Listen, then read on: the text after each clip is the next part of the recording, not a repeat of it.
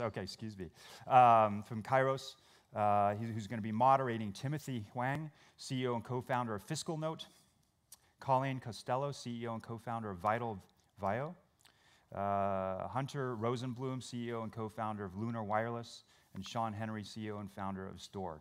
So welcome, gentlemen and lady.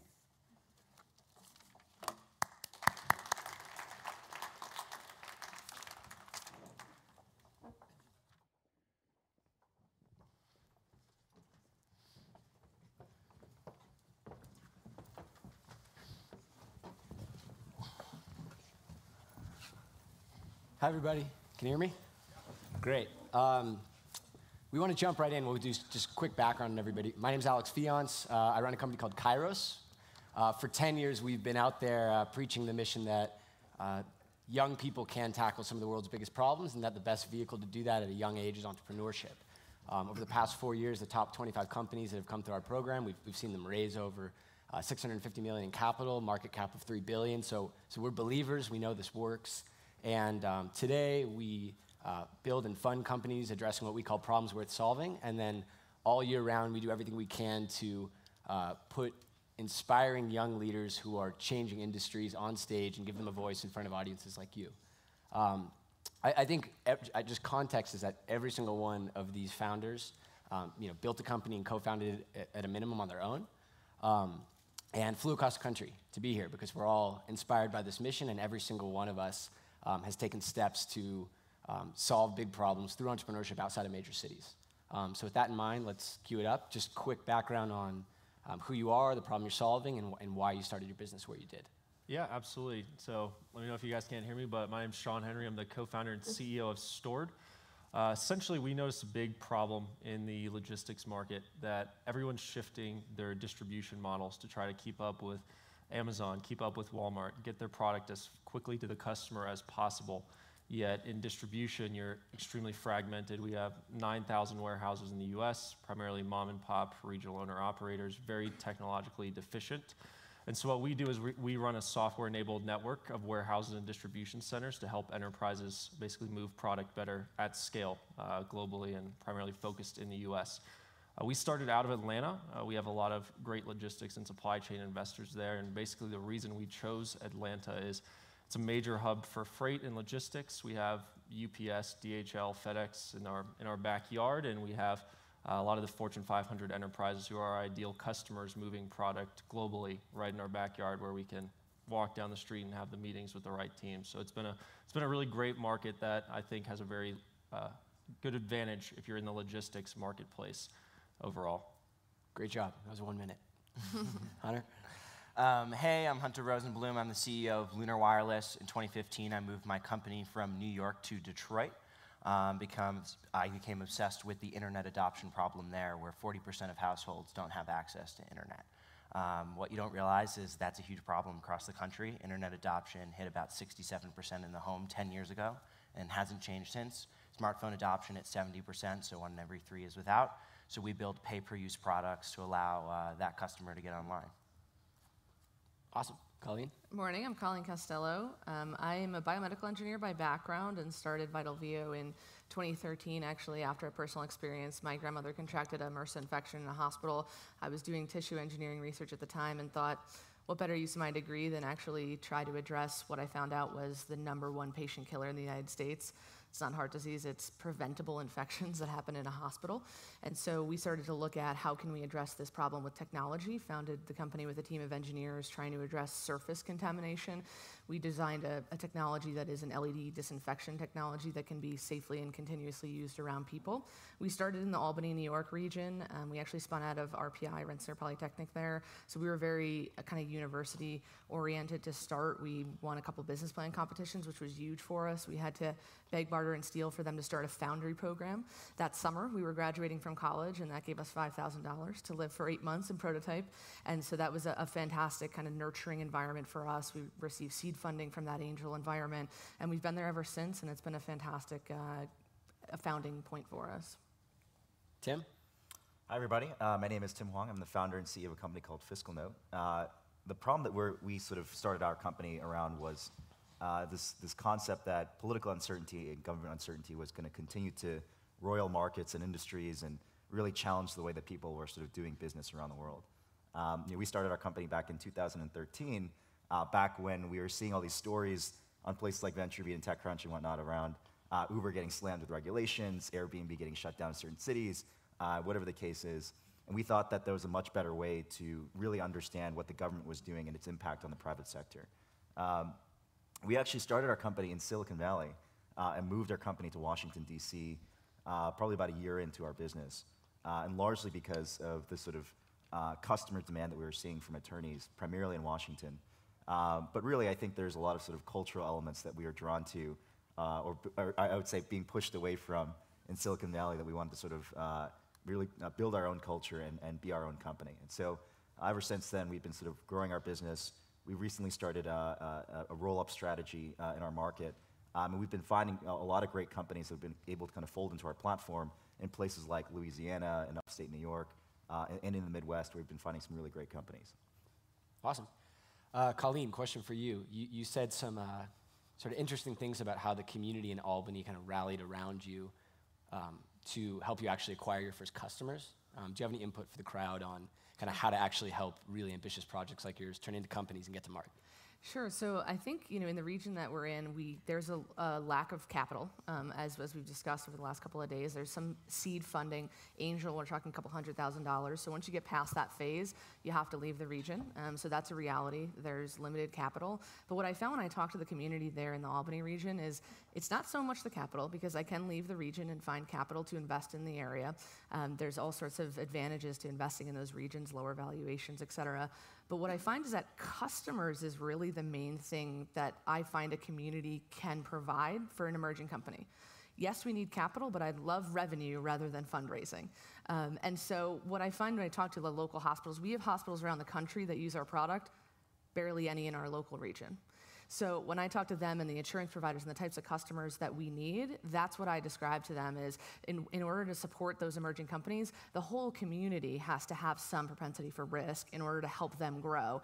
Investing in a new technology, even if you might be the first hospital in the country, that's how you help that company grow in the region. To me, that's the most important thing and the most beneficial thing to an emerging company. Thanks. I guess it's an interesting point. You have to kind of welcome young people and encourage people to try and maybe even to fail. I think, Hunter, your story is really interesting.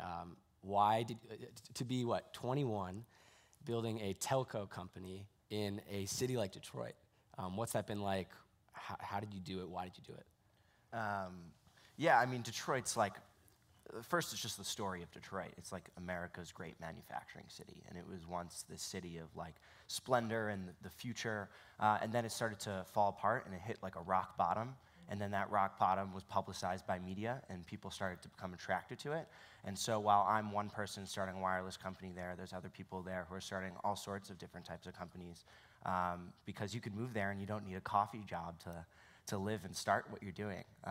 Rent can be as low as $80 a month for a house. When you have that sort of like, yeah, when you live somewhere like that, you can do whatever you want. And so I love wireless. I'm a huge nerd. My bar mitzvah theme was phone theme when I was 13 years old. And so I'm doing what I love to do, but to start a wireless company, it is very expensive and it is very hard. And so when we raised our money in Silicon Valley from investors like 8VC and Kairos and BetaWorks, we said, let's take this money and let's run it to a place where it's going to last the longest and we can do the most with it, where customers exist, and for our product, that was the place to be. And also a place that has this spirit that aligns with our founding team. So we showed up in Detroit and built a company there. And there's certain limitations, right? Like we have a large remote team. So we hired 2 VPs from Automatic, which makes WordPress. WordPress is an entirely distributed team. And so there's trade-offs you have to make, but Detroit, because it's an amazing city and I just want to be a part of that story. I'll stay there for a long time, forever. And then what's it been like just being so young, approaching telco executives? What can people do to help break down barriers so that you're taken seriously? Because you've actually, you built your own operating system. Yeah, right? you have to prove it. That's just what it comes down to. So I'm an engineer by training. I went to a couple store owners in Detroit. I made some friends who owned like Cricket Wireless and Metro and Boost Mobile stores. I worked in their stores for free and gave them a hand and then asked them if I could talk to their customers. Spoke to over 1,000 people, built the product that we built now. And the way we built it was one of these store owners actually sold us like hundreds of phones. And we put them all on one family plan, paid them in cash, hacked them all, sold them on the street, and then went to the telcos and said, look, I'm young, I get it, but like here's a couple hundred people who couldn't afford a phone before and now they can. And this model could really work. And the spirit of Detroit is just like this like American, like let's build it attitude, right? So it's just about doing it, really. Cool. Sean, can you just tell us what it was like getting your first customers in Atlanta? You told me a story that I think 90% of your customers still manage all their operations on bulletin boards. Yeah, so we have a really interesting model where we have to win a lot of trust from the customer. Right now, we ship almost $150 million of product through warehouses for our customers every month.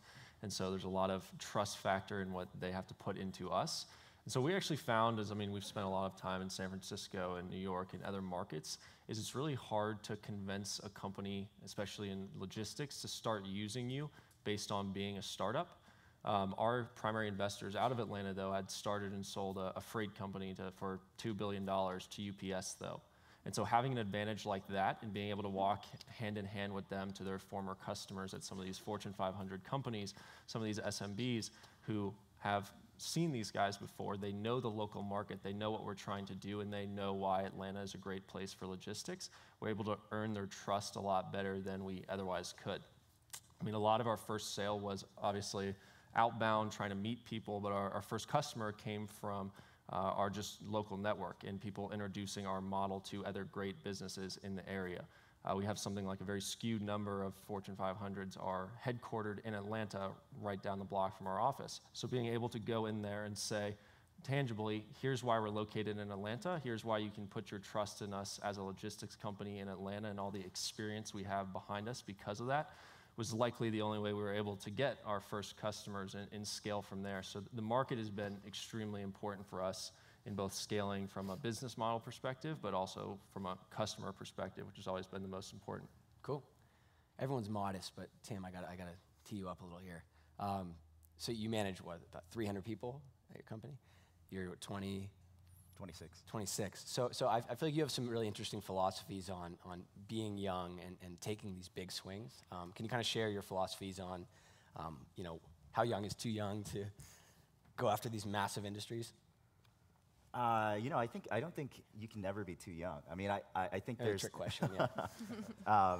yeah, the premise of the panel, right? But I think that when you look back in history and you take a look at some of the most iconic companies that were started, really throughout American history, Walt Disney incorporated his company at age 22, right? Yeah. J.D. Rockefeller founded his company at age 18. These are iconic entrepreneurs that really started really young and started their companies when they're just getting their careers off the ground. And so I think that there may be some correlation between experience and kind of building scale and whatnot, but the ability to get an idea, get people attracted to the problem set, and really kind of rally a bunch of folks around it. I mean, that's a skill set that can be of any age really at the end of the day. Yeah, I think a lot of this, from what we found at Kairos, is peers are so heavily motivated by other peers, right? So social proof is one of the best dynamics you can create. So, to us, what's inspiring is that you have these, success stories of entrepreneurs getting off the ground with very limited resources outside of Silicon Valley. And I think that's one of the reasons why it's so important to be here and to work with companies like VentureBeat, because it gives these founders an audience and it puts them in the spotlight. And what we hope happens is that 16-year-olds read it and say, oh, I can do that too. I guess I'm curious, any of you guys, if you have specific opinions on when you're thinking about where to scale next outside of your hometown, how do you choose? What can mid-sized cities do to attract companies like yours to then move, let's say, from Detroit to Columbus? Right? Do you have any advice on what's worked and what hasn't worked where you started your business that can be applied to other cities? So fundamentally, it comes down to talent, right? I mean, at the end of the day, we can talk all about costs, and we can talk about proximity. Of course, proximity to customers matters a tremendous amount. But I think once you start to scale and you start to get some nationwide presence, really what it comes down to is just where's the talent. And increasingly, the talent is not in Silicon Valley. I've spoken to every engineer that I've talked to in Silicon Valley wants to move out, either to LA or wherever they want to get out to. But the reality is that the talent is moving elsewhere in the country. And so for us as a company, we started our company in Silicon Valley, moved it to Washington, built our second office in New York, built another office in Louisiana, in Los Angeles, and really it was just going to wherever the talent was. And now I want to caveat this by saying it's not just the talent in the US, but it's the talent all around the world as well, right? These days, using the kind of cloud software tools that are out there in the world, you don't actually need to run your entire team in America. You can have your team based in Singapore, you can have them based in London, literally anywhere around the world, and you can build a strong culture doing that. And so really fundamentally what it comes down to is where is the talent and where can we build a viable company in the long term? Any other insights? I would agree in terms of talent. For us, we're very engineering based. We're a hardware healthcare company. So for us, finding engineering talent from a hardware perspective, we look to universities. So where is there a strong university basis where we can recruit actively? In the upstate New York area, it's one of the most dense populations for universities in the whole country. So it's a good spot for us to pick and choose from a variety of universities, but that's what we look for new locations. And a lot of my engineering team, similarly, don't want to be in New York City, don't want to be in Silicon Valley. It's almost overwhelming for a lot of my introverted engineers. They want to be in walkable cities, places they can afford, wonderful eateries, kind of the basics, but that's what they look for. And so that's what we look to when we have different areas throughout the country where we have staff. I'm a big fan of distributed remote teams. I think it's really awesome to have a core place that your team can come to and then just distribute out your team to other places. So once a month for 3-4 days, we have the entire team come into the office, and they come to Detroit, and because it's cheap, we have a tremendous amount of space, and we could just have everyone in and out, and it doesn't really matter. I think at the end of the day, it depends on your business, right? So for her, it was customers. For him, it was talent. I don't know what it is for you quite yet, but for us, I think it was just about getting a city that aligned with the spirit of our company and rallying ourselves around that. And then yes, there are customers. Yes, we have investors there. Yes, we have talent there. But at the end of the day, it came down to finding something that fit the spirit and the culture of us. So, Sean? Yeah, I think the same thing. A lot of it was kind of about brand ethos, where to be located. We did the first few months of our business in Chattanooga, Tennessee, which is extremely small, but a lot of logistics experience, and then realized we could scale it a lot quicker and get a lot more access to talent in Atlanta. So it was really proximity to customers, access to talent, but a lot was that brand ethos. And candidly, our biggest volume is in Oakland, California, but it's still much better when we go hand in hand to a customer and investor and are able to say we're closer to the ethos, the type of customer, the type of talent who is good for this model in Atlanta. Yeah, so many companies in Silicon Valley are just completely disconnected from customers, right? And I love that you guys are just in the trenches. We're getting low on time. I made a slide with everyone's contact info. I don't know if you guys have it. So anyone in the audience can reach us. I didn't tell you guys I was going to do this, but so there you go. I guess we'll have a little time for questions. I want to make sure we got the thank yous. Thank you to Robert, to Matt, to Lauren for putting this whole thing together and giving us a stage. A couple people from our team are here. Ryan, my partner there. Karam is from Reno, so he is definitely the reason why we're here. He is a Reno native. And yeah, as I've said, I think you have to believe and you have to be optimistic in entrepreneurship. So we always encourage people to reach out to the founders on stage and to encourage more young people to try wherever you're from. We have a little bit of time. Any questions from the audience? You were very, very quick. Good job. Did any of you participate in an accelerator program when you were kicking off? And I guess regardless of that, do you think that accelerator programs are important for young entrepreneurs? And if so, what would be the most important attributes of a program that you would look for? One-word attributes, go. One-word attributes. I don't know. That's hard. I went through Techstars Detroit. It was an awesome experience. For me, it was just a little different. My managing director was my old boss. I used to work for him when he was at Detroit Venture Partners. so I felt more connected to him personally than per se like the accelerator and everything else. But I love Techstars. Accelerators really help when you're young and you need access to capital, especially when you like don't come from a family where you're going to meet a lot of investors. Like having access to like hundreds of investors in one room that don't care where you came from and just want to understand what you're working on. That's pretty cool. So.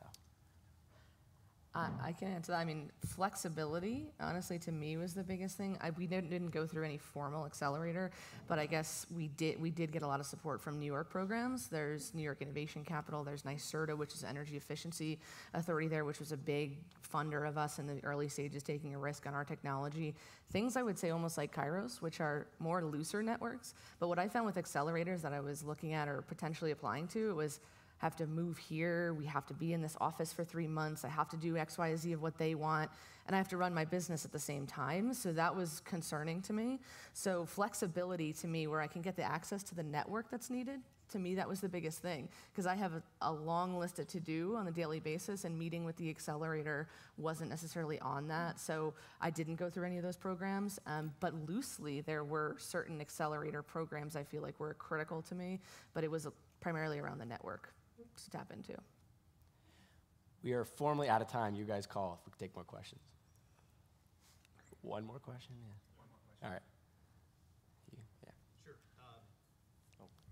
Hi, I'm James Cowan from Docity Health. We started our company in Chattanooga as well. I remember you from Dynamo. Nice to see you. Nice to see you. Yeah. My question, though, is for Hunter. 2 parts, just sort of a Detroit question. I'm from Flint, grew up in Flint, Michigan. Awesome. First of all, have you been to Little Caesars Arena yet? And secondly, can you talk about the startup environment that exists in Detroit? And I know there's Rocket Fibers trying to do some internet-related things, and there's just a really cool ecosystem. How has that been for you in forming a company and building a network? Yeah, yeah, I have been to Little Caesars Arena. I went to a dinner on the ice. It was interesting. And then the second part, depends. The startup communities are very separated. So like, for example, 2 days ago, I showed up at a warehouse. Someone texted me an address, and I showed up, and inside there was this guy growing like genetically modified fish. It was unbelievable. It was weird, but like because he could buy a warehouse in Detroit and do that, he did. And that's his passion, and he's trying to feed the world, and like more power to him.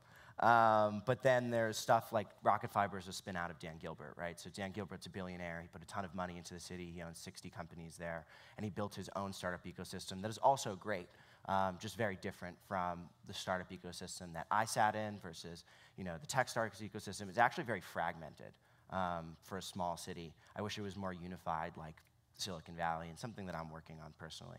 So, Thank you, guys. thanks. I think we're done. Thank you. Yeah. Thank you.